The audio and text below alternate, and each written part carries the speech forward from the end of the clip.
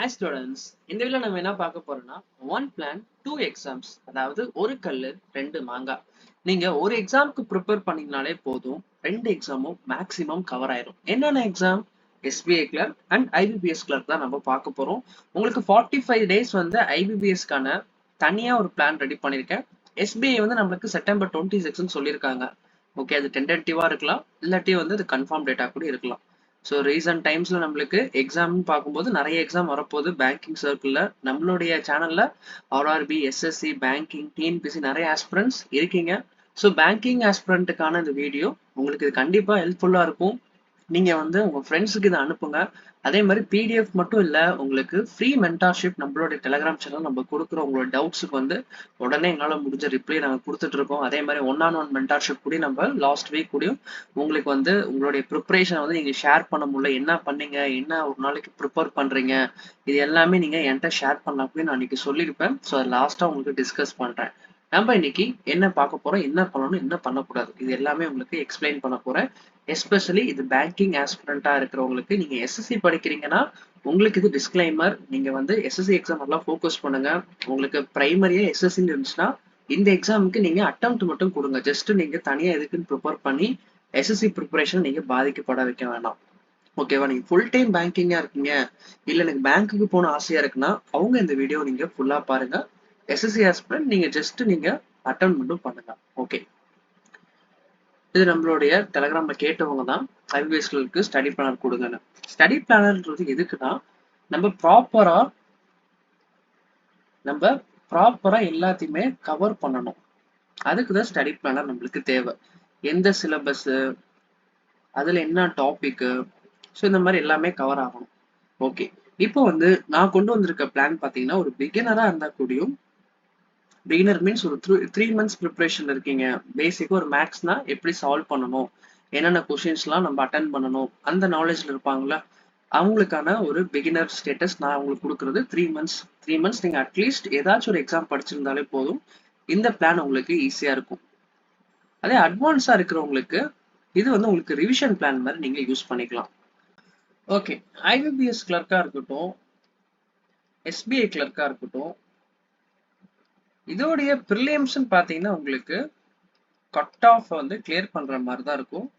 Maximum நீங்க ஒரு full effort போடாம ஒரு 75% எஃபோர்ட் போட்டாலே உங்களால ப்ரிலிம்ஸ் கிளியர் பண்ண முடியும். ஏன்னா நான் அப்படிதான் லாஸ்ட் டைம் பண்ணேன். ஜஸ்ட் ஒரு 7 days நான் ப்ரிப்பேர் பண்ணேன். 7 days வந்து ஒரு நாளைக்கு 4 மார்க் டெஸ்ட்னு எடுத்து நான் உங்களுக்கு ஆல்ரெடி சொல்லியிருப்பேன். செக்ஷனல் டெஸ்டா எடுத்து எனக்கு வந்து எஸ்பிஐ கிளர்க் வந்து ப்ரிலிம்ஸ் வந்து நான் தனியா ப்ரிப்பேர் பண்ணாம, ஏன்னா நான் எஸ்எஸ்சி ஆஸ்பிரண்ட் அந்த டைம் இருந்தனால ஜஸ்ட் ஒரு அட்டெம்ப்ட் கொடுக்கறதுக்காக நான் ட்ரை பண்ணேன். அதுக்கு நான் கொடுத்தேன். மெயின்ஸ் வந்து நமக்கு பேங்கிங் அவேர்னஸ் படிக்கணும், அதுக்கப்புறம் கரண்ட் அஃபேர்ஸ் நல்லாவே ஸ்ட்ராங்கா இருந்தா தான் நம்மளுக்கு மெயின்ஸ்ல உதவும். ஸோ நான் வந்து அந்த எக்ஸாமுக்கு வந்து மெயின்ஸுக்குலாம் நான் அவ்வளோவா ஸ்ட்ராங்கா படிக்கல. அப்போ எனக்கு ரயில்வே எக்ஸாம் இருந்தனால நான் அதை விட்டுட்டேன். ஸோ உங்களுக்கு என்னோட கைடன்ஸ் எப்படின்னா, ப்ரிலியம்ஸை பொறுத்த வரைக்கும் கட் ஆஃப்ல நீங்க கிளியர் பண்ணிடுவீங்க. ஏன்னா மேக்ஸ் வந்து ஒரு 35 கொஸ்டின்ல 30 கொஸ்டின் நானே வந்து சால்வ் பண்ணேன். 32 போட்டேன். 98% கிட்ட அதுல எனக்கு மார்க் வந்துருச்சு என்னுடைய ப்ரிலியம்ஸ்ல. ஓகேவா? மேக்ஸ் வந்து டூயபிளா தான் இருக்கும். மேக்ஸை பொறுத்த வரைக்கும் சிம்பிளிஃபிகேஷன் கொஸ்டின் வரும். அதுக்கப்புறம் வந்து சில டைம் சீரியஸ் மாதிரி கேட்பாங்க, அனாலஜி சீரியஸ் மாதிரி கேட்பாங்க. வேற எங்க மேக்ஸ்ல நீங்க ஸ்கோரிங்னா குவாட்ராட்டிக் ஈக்குவேஷன் இது கேட்பாங்க.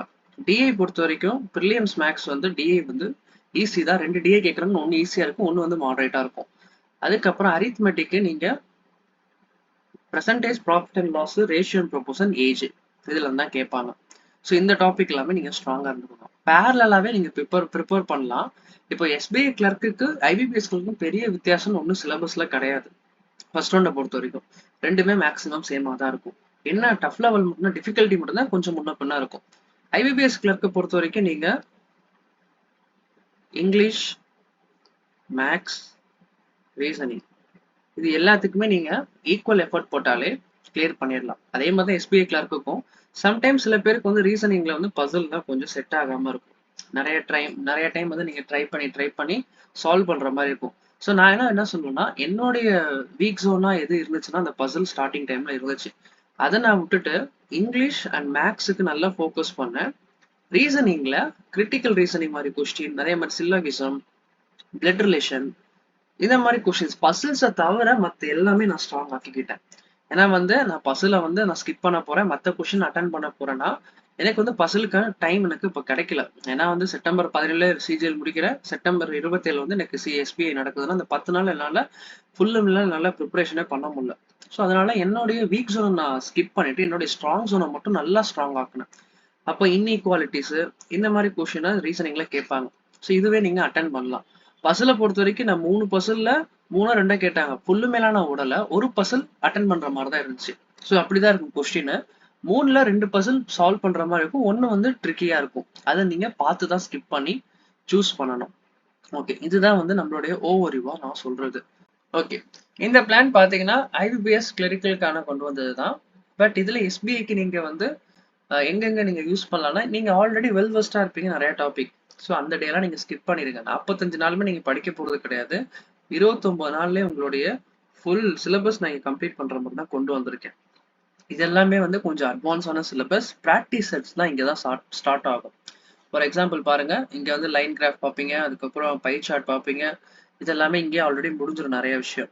இப்போ பெர்முடேஷன் காம்பினேஷன் வந்து இது வந்து நிறைய டைம் கேட்க மாட்டாங்க. பட் எதுக்கு இது கொண்டு வந்திருக்கோம்னா, ஆல்ரெடி சில கொஷின்ஸ்ல இப்போ ரீசனிங்ல சம்டைம்ஸ் வந்து நம்ம இந்த பேசிக்ஸ்லாம் நம்ம யூஸ் பண்ற மாதிரி இருக்கும். ஸோ அந்த ஒரு ரீசனுக்கு தான் நான் கொண்டு வந்தேன். ஸோ நீங்க பெர்முடேஷன் காம்பினேஷன்லாம் ஸ்கிப் கூடயும் பண்ணிக்கலாம். அது ஒன்றும் ப்ராப்ளம் இல்லை. ஸோ இந்த மாதிரி நிறைய டாபிக் ஸ்கிப் பண்ற மாதிரி தான் இருக்கும். நீங்க என்ன படிக்கலாம், speed math first day, tables, இந்த மாதிரி மல்டிப்ளிகேஷன் வந்து ட்ரிக்ஸ் எல்லாம் என்ன இருக்கும் அதெல்லாம் பார்த்துக்கோங்க.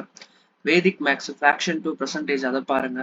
சிம்பிளிஃபிகேஷனுக்கு நல்லா டைம் ஸ்பெண்ட் பண்ணுங்க. அப்ராக்சிமேஷனுக்கும் நல்லா டைம் ஸ்பெண்ட் பண்ணுங்க.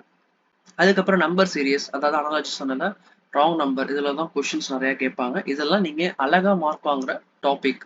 இப்போ அரித்மெட்டிக்லாம் சில டாபிக்லாம் நம்ம கஷ்டமா இருக்குன்னா அதை நம்ம ஸ்கிப் பண்ணிட்டு இந்த மாதிரி ஃபர்ஸ்ட் சிங்கிள் லைன் கொஸ்டின்ஸா நம்ம அட்டன் பண்ணணும். எக்ஸாமை பொறுத்த வரைக்கும் தெரிஞ்ச கொஸ்டினும் காட்டிலும் சிங்கிள் லைன் கொஸ்டினா சிம்பிளா இருக்கிறத நீங்க இது பண்ணணும். ஓகேவா? அதுக்கப்புறம் போட் அண்ட் ஸ்ட்ரீம்ஸ் ரொம்ப முக்கியம். இங்க 7 நாள் வந்து நான் அதில் ஸ்க்ரீன்ல ஆட் பண்ணல, பிடிஎஃப்ல இருக்கும். ஸோ எல்லா டாபிக்குமே கவர் ஆகிற மாதிரி தான் கொண்டு வந்திருக்கேன். எக்ஸ்ட்ராவுமே சில டாபிக்ஸ் நான் கொண்டு வந்திருப்பேன். ஸோ உங்களுக்கு எது தேவை அதை மட்டும் நீங்க படிங்க. இது வந்து ஒரு பிகினருக்கான சொல்றது.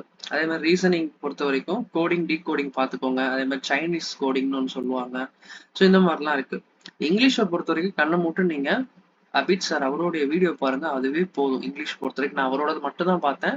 அதுக்கப்புறம் டெஸ்ட் புக்ல இருக்க செக்ஷனல் டெஸ்ட் மட்டும் தான் பார்த்தேன். ரீசனிங்கை பொறுத்த வரைக்கும் எஸ்கே சார்னு ஒருத்தர் கோட்ல நான் பார்த்தேன், அவரோட நல்லா இருந்துச்சு. அதுக்கப்புறம் கிராக் வித் ஜாக் அண்ணன் அவரோடதும் நல்லா இருக்கும். ஸோ அது ரெண்டு கூட நீங்க பாருங்க. அதே மாதிரி இன்னும் நீங்க பிகினரா இருக்கீங்க, என்ன ரீசனிங்கே உங்களுக்கு கஷ்டமா இருக்குன்னா feel free to learn Tamil. இவருடைய பேங்கிங் கோர்ஸுமே நல்லா இருக்கும். இவருடைய கண்டென்ட்டுமே சூப்பரா இருக்கும். அவர் எல்லா எக்ஸாமுக்குமே நான் ரீசனிங் ஆப்டிடியூட் சந்துரு சார்ட்டையும் இவர்கிட்ட தான் நான் கத்துக்கிட்டு நிறைய டைம் சொல்லியிருப்பேன். ஸோ இந்த ஃப்ரீ ஃபீல் லேர்ன் கூட நீங்க ரீசனிங் செக் பண்ணி பாருங்க. அண்ணனோடது நல்லா இருக்கும்.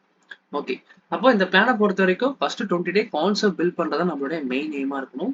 அடுத்து 21 to 35 டேஸ் வந்து ஹை ஸ்கோரிங் டாபிக்ஸ்க்கு நம்ம ஃபோக்கஸ் பண்ணணும். பசில் டிஐ நம்ம ஸ்ட்ராங் ஆக்கணும். மேபி எனக்கு பசில் அந்த டைம் வீக்கா இருந்திருக்கலாம். பட் உங்களுக்கு நீங்க இப்பல இருந்தே ப்ராக்டிஸ் பண்ணீங்கன்னா கண்டிப்பா இதாயிரும், செலக்ட் ஆயிடலாம் நீங்க.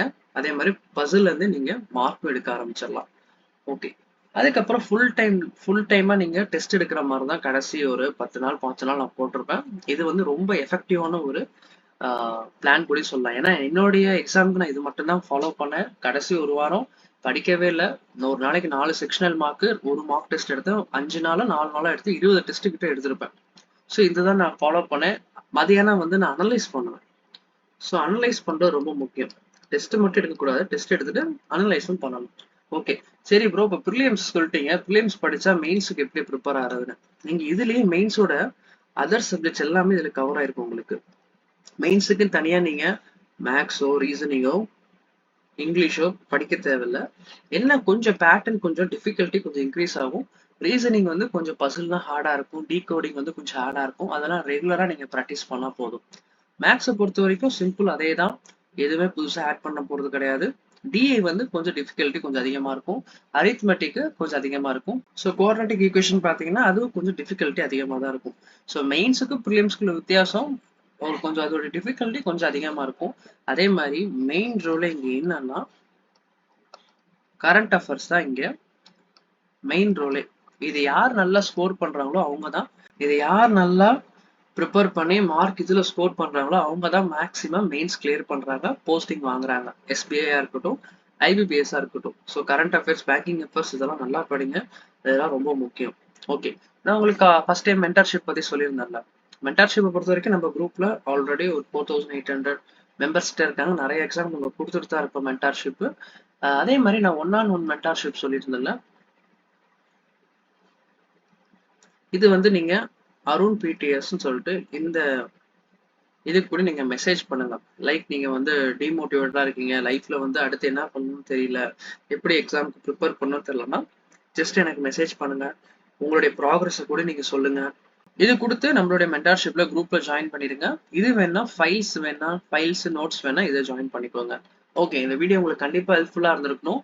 நீங்க வந்து ப்ரிலியம்ஸ்க்கு எதுவும் நம்ம சைட்ல இருந்து எது கிளாஸஸ் எதிர்பார்க்குறீங்கன்னா கீழே என்ன மாதிரி கிளாஸஸ் வேணும்னு சொல்லுங்க. நான் அதுக்கு வேணா உங்களுக்கு ரெடி பண்ணி கொடுக்குறேன். ஓகே, உங்களுக்கு இந்த ஸ்டடி பிளானர் வேணும்னா கீழே வந்து மெசேஜ்ல பிடிஎஃப் ஆர் பிளானர்னு சொல்லுங்க. நான் உங்களுக்கு வந்து அந்த டெலிகிராம்ல நான் போஸ்ட் போட்டுட்டு உங்களுக்கு அந்த லிங்க் கூட நான் கமெண்ட்ல வைக்கிறேன். இல்லாட்டி நீங்க டெலிகிராம்ல ஜாயின் பண்ணல உங்களுக்கு அந்த ஸ்டடி மெட்டீரியல் கிடைச்சிடும். தேங்க்யூ.